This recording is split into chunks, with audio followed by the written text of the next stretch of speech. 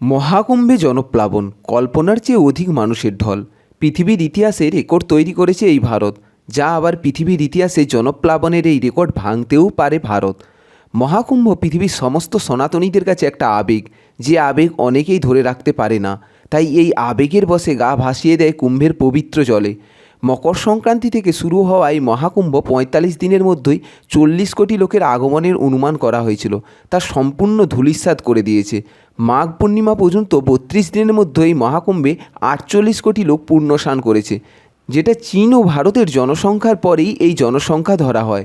একবার কল্পনা করতে পেরেছেন ৪৮ কোটি জনসংখ্যা, তা আবার একটি নদী সঙ্গম এলাকায়। পৃথিবীর ইতিহাসে হয়তো কোনো দেশেই এই রেকর্ড কখনোই গড়তে পারবে না, যা করে দেখিয়েছে ভারত। মাঘী পূর্ণিমার পূর্ণ লগ্নে ২ কোটিরও বেশি মানুষ কয়েক ঘন্টার মধ্যে স্নান করেছে। এই দিন ভোর ৪টে থেকে সকাল ১০টার মধ্যে প্রায় ১ কোটি মানুষ অমৃত স্নান করেছে। আর এই মাঘী পূর্ণিমার পুণ্যলগ্নে উত্তরপ্রদেশ প্রশাসনের তরফ থেকে হেলিকপ্টারে করে পুষ্পবৃষ্টি করা হয়েছে। এখনও ২৬ তারিখ পর্যন্ত, মহাশিবরাত্রি পর্যন্ত এই মেলা চলবে।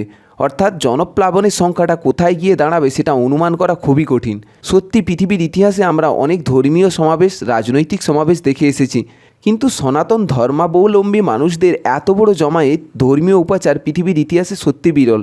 শুধু ভারতের বিভিন্ন রাজ্য থেকে আসা পুণ্যার্থী নয়, বিদেশ থেকে আসা লাখো লাখো মানুষ পুণ্যধামের সঙ্গমে উপস্থিত হয়েছেন। অনেকে হয়তো সনাতন ধর্মের না হয়েও আস্থা ও বিশ্বাসের উপর নির্ভর করে এই পুণ্যতীর্থে উপস্থিত হয়েছেন। মৌনী অমাবস্যার দিন ঘটে যাওয়া দুর্ঘটনা দেখে অনেকেই হয়তো ভয় পেয়ে গিয়েছিলেন, তাই মেলাতেও উপস্থিত হয়নি। কিন্তু প্রশাসনের তৎপরতায় কোটি কোটি মানুষের সেই ভুল ভেঙে গিয়ে মাঘী পূর্ণিমায় উপস্থিত হয়েছেন পূর্ণ স্নান করতে। যে জ্যামের কথা বলা হয়েছিল সেটি বর্তমানে স্বাভাবিক হয়ে গিয়েছে, এবং যারা যারা মানুষকে ভয় দেখানোর জন্য গুজব ছড়িয়েছিল সোশ্যাল মিডিয়ায়, তাদেরকেও কড়া ব্যবস্থা নিয়েছে প্রশাসন।